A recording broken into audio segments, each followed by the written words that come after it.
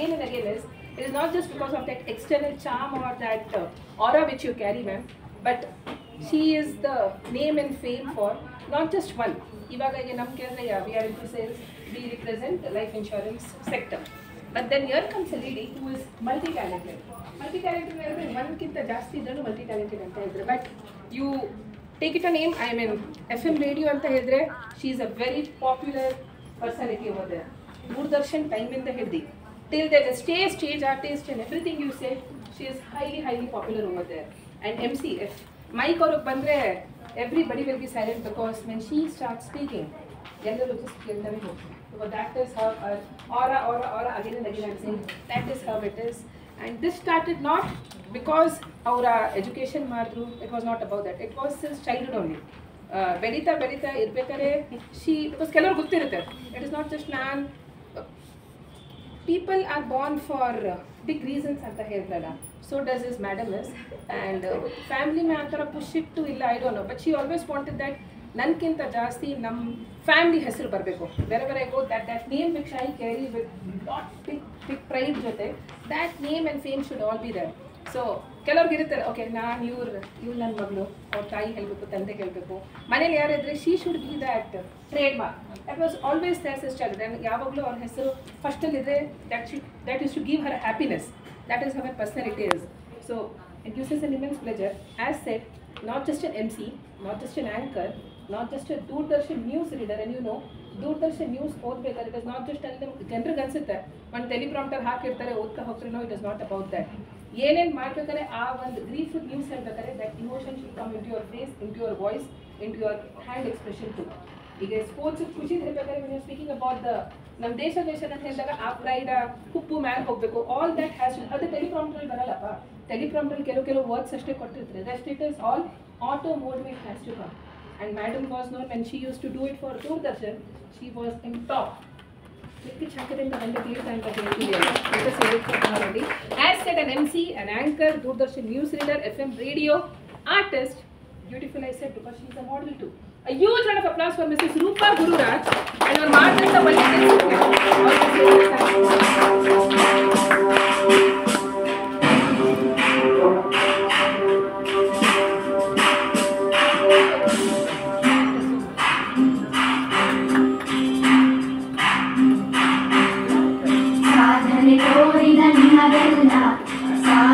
ಸಾವಿರ ಚಪ್ಪಾಳೆ ನಾಡಿನ ಕೀರ್ತಿಯ ಬೆಳಗಿಸಿದ ನಿಮಗಿದು ಹೆಮ್ಮೆಯ ಚಪ್ಪಾಳೆ. ಚಪ್ಪಾಳೆ ಚಪ್ಪಾಳೆ ಚಪ್ಪಾಳೆ ಚಪ್ಪಾಳೆ ಚಪ್ಪಾಳೆ ಚಪ್ಪಾಳೆ ಚಪ್ಪಾಳೆ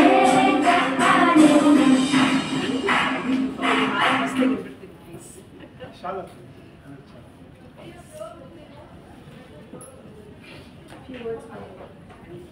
ಫ್ಯೂ ವರ್ಡ್ಸ್ ಅಂತ ನನ್ನನ್ನು ಲಿಮಿಟ್ ಮಾಡೋದು ಸ್ವಲ್ಪ ಕಷ್ಟನೇ. ನನ್ನನ್ನು ಮಾತಾಡು ಅಂತ ಬಿಟ್ಟರೆ ಆಮೇಲೆ ಯಾವಾಗ ಹೊರಡ್ತೀವಿ ಅಂತ ಕೇಳಬೇಕು. ಮೇಡಮ್ ಕೇಳ್ತಾನೆ ಇರ್ತದೆ, ನಮಗೆಲ್ಲ ಇನ್ಸ್ಪಿರೇಷನ್ ಕಲ್ತಂಗೆ ಇರ್ತೇವೆ ಒಂಥರ ಸ್ಪೀಚ್ ಮಾತಾಡೋದು. ಎಲ್ರಿಗೂ ನಮಸ್ಕಾರ.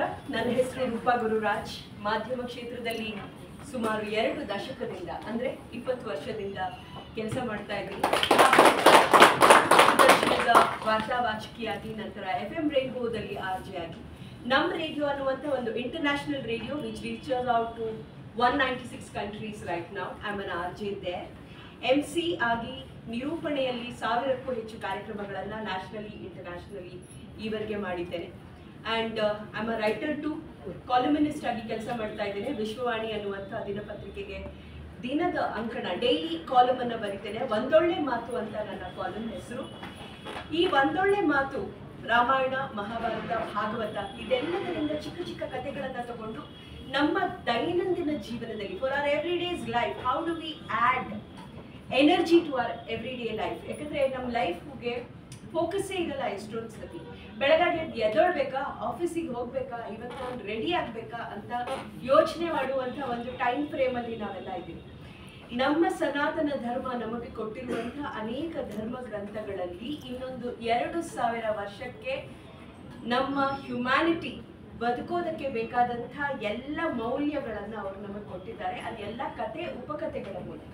So I select these small stories from Ramayana, Mahabharata, Bhagavata, Upanishads, and ಅದನ್ನ ಅವತ್ತಿನ ದಿನಕ್ಕೆ ಹೇಗೆ ನೀವು ಅಳವಡಿಸ್ಕೋಬಹುದು, how to draw energy from these stories are my content in ಒಂದೊಳ್ಳೆ ಮಾತು. ಒಂದೊಳ್ಳೆ ಮಾತು ಅನ್ನುವಂಥ ಅಂಕಣಗಳನ್ನು ಬರೆದಿದ್ದೇನೆ. 4 ವರ್ಷದಿಂದ ಈ ದಿನಪತ್ರಿಕೆಗೆ ಬರೀತಾ ಇದ್ದೇನೆ. ಈವರೆಗೆ 1500 ಅಂಕಣಗಳನ್ನು ಬರೆದಿದ್ದೇನೆ, 5 ಪುಸ್ತಕಗಳನ್ನು. ಆ್ಯಂಡ್ ಕ್ಲಬ್ ಹೌಸ್ ಅನ್ನುವಂಥ ಒಂದು ವೇದಿಕೆ, it's an audio app where I conduct talk shows every day 7 o'clock to 8 o'clock, and I have finished conducting 1300 shows where even Sadhguru was our guest and Chief Minister of Karnataka, and name them and they have been guests there. I host shows for these people.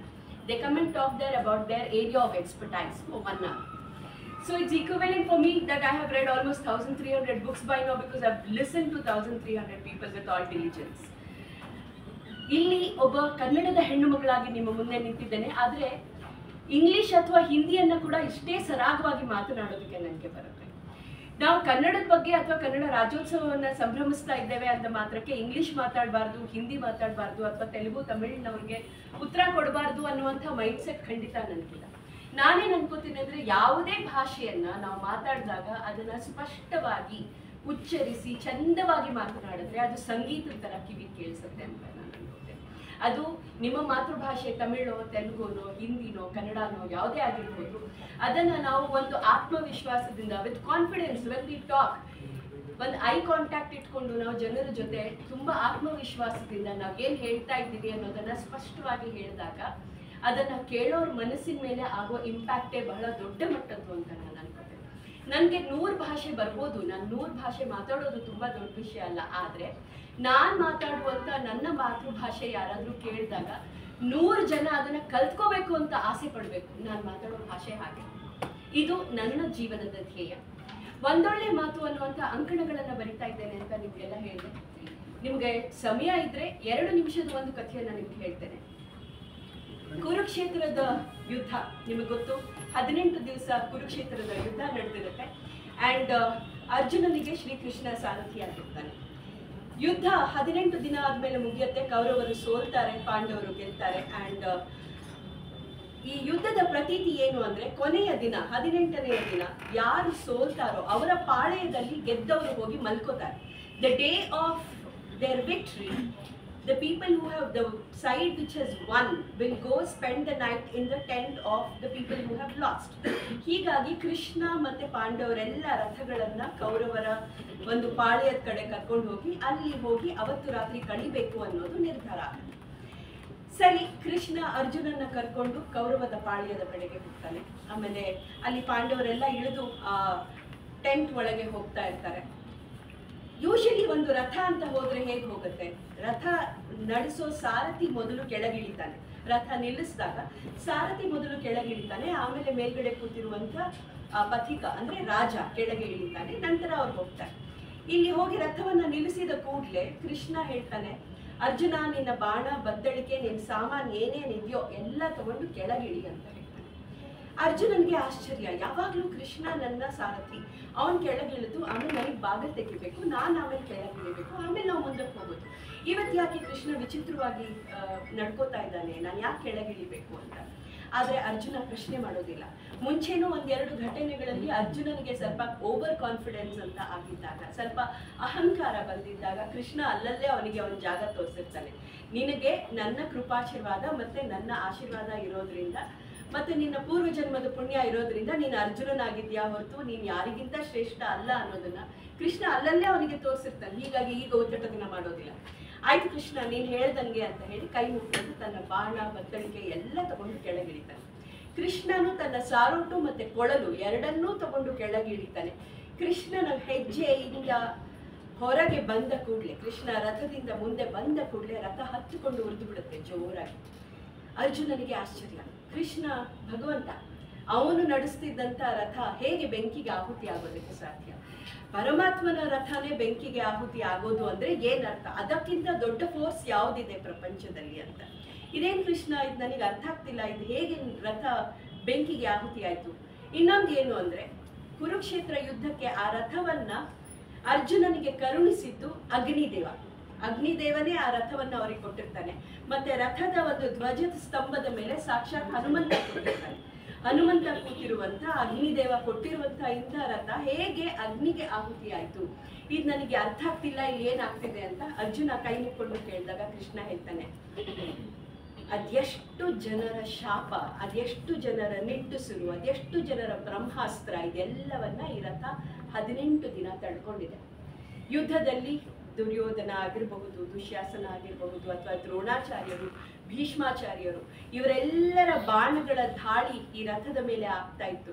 ಅವರೆಲ್ಲರೂ ನಮಗೆ ಶಾಪ ಹಾಕಿದ್ದಾರೆ ಎಷ್ಟೋ ಹೊತ್ತಿನಲ್ಲಿ.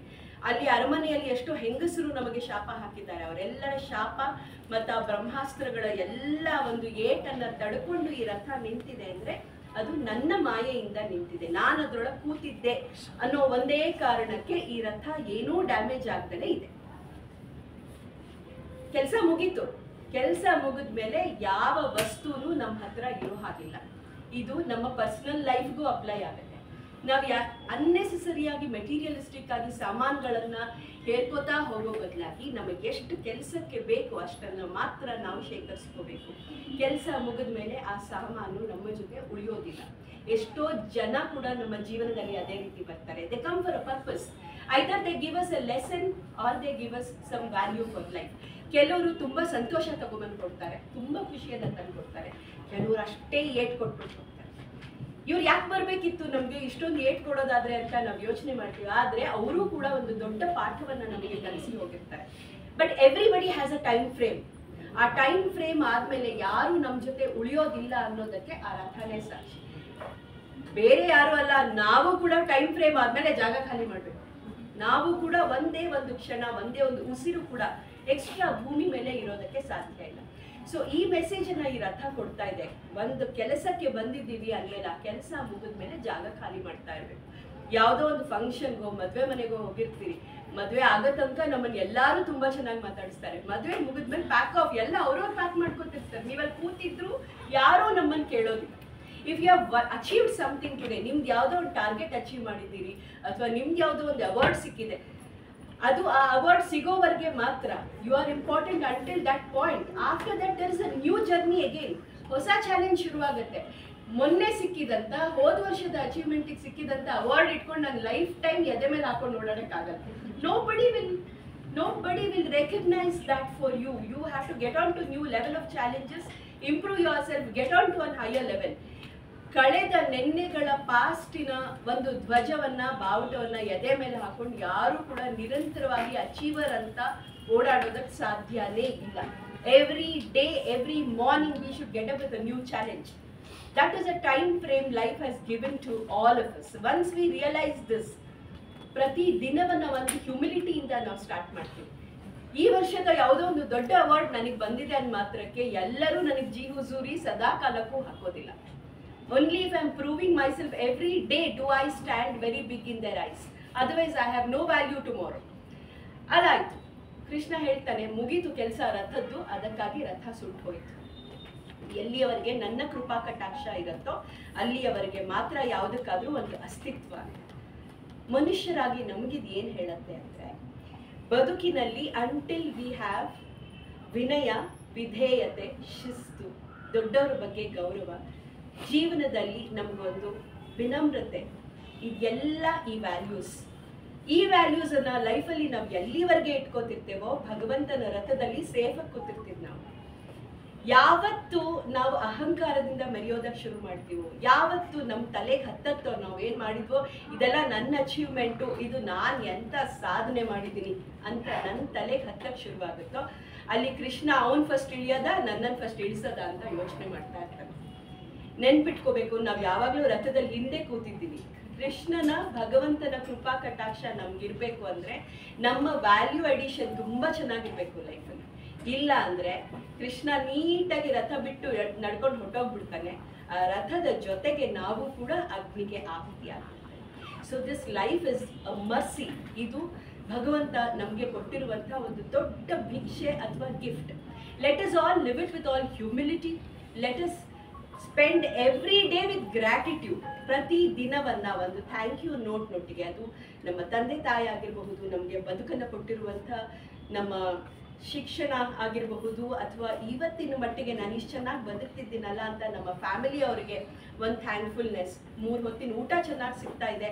ಇದನ್ನ Japanese ಒಂದು technique ಇದೆ, they go back. ಅಂದರೆ ಈ ಅನ್ನದ ಕಾಳನ್ನ ಯಾರು ಬೆಳೆದ್ನೋ ಆ ರೈತನಿಗೆ ನೆರಳನ್ನ ಕೊಟ್ಟಂತ ಮರ, ಆ ಮರಕ್ಕೆ ನೀರು ಹಾಕಿದಂತ ಒಬ್ಬ ತಾಯಿ, ಹೀಗೆ you dot back telling that gratitude to every person. ಆ ರೀತಿ ಸಾಧ್ಯವಾದರೆ ಒಂದು 5 ನಿಮಿಷ ಅವತ್ತಿನ ದಿನದಲ್ಲಿ ಅವತ್ತಿಗೆ ನಾವು ಚೆನ್ನಾಗಿರೋದಕ್ಕೆ ಯಾರೆಲ್ಲ ಕಾರಣನೋ ಅವ್ರಿಗೊಂದು ಥ್ಯಾಂಕ್ ಯು ಹೇಳಿ. ನಾವು ಎಲ್ಲಿವರೆಗೆ ಈ ಥ್ಯಾಂಕ್ ಯು ಗ್ರಾಟಿಟ್ಯೂಡ್ ಮನಸ್ಸಿನಲ್ಲಿ ಇಟ್ಕೋತೇವೋ ನಾವು ಕೃಷ್ಣನ ರಥದಲ್ಲಿ ತುಂಬ ಸೇಫ್ ಆಗಿರ್ತೇವೆ, ಸೇಫ್ ಆಗಿ ಕೆಳಗಿಳಿತೇವೆ. ಇಲ್ಲದಿದ್ದ ದಿವಸ ನಾವು ಏನು ಅಂತ ನಿಮಗೆಲ್ಲ ಇವಾಗೆ ಅರ್ಥ ಆಗಿದೆ. ಇದು ನನ್ನ ಜೀವನಕ್ಕೆ ನಾನು ಅಳವಡಿಸ್ಕೊಂಡಂಥ ಬಹಳ ದೊಡ್ಡ ಒಂದು ಪಾಠ. ಇಂಥ 100,000 ಸಾವಿರಾರು ಕಥೆಗಳು ನಿಮಗೆ ನಮ್ಮ ಧಾರ್ಮಿಕ ಗ್ರಂಥಗಳಲ್ಲಿ ಸಿಗತ್ತೆ. ದಯವಿಟ್ಟು ಸಾಧ್ಯ ಆದಾಗ ಎಲ್ಲಿ ಸಿಗುತ್ತೋ ಅಲ್ಲಿ ಇಂಥದ್ದೊಂದು 2 ನಿಮಿಷದ ಕಥೆಯನ್ನು ಓದಿದ್ರು ಕೂಡ ಲೈಫಲ್ಲಿ ನಮಗೆ ಡಿಪ್ರೆಷನ್ ಬರಲ್ಲ, ಕೌನ್ಸಿಲರ್ಸ್ ಬೇಕಾಗಲ್ಲ. ನಮ್ಮ ಸನಾತನ ಧರ್ಮದಲ್ಲಿ ನಮಗೆ ಈ ಜನ್ಮಕ್ಕಲ್ಲ 7 ಜನ್ಮಕ್ಕಾಗುವಷ್ಟು ಧೈರ್ಯವನ್ನು ಕೊಡುವಂಥ ಇಂಥ ಅನೇಕ ವಿಷಯಗಳಿದೆ. ಟೈಮ್ ಆದಾಗ 5 ನಿಮಿಷ ಅದಕ್ಕೆ ಸ್ಪೆಂಡ್ ಮಾಡಿ. That will be your biggest gift you are giving yourself. ಇಷ್ಟನ್ನ ಹೇಳ್ತಾ ನನ್ನ ಮಾತನ್ನು ಮುಗಿಸ್ತೇನೆ.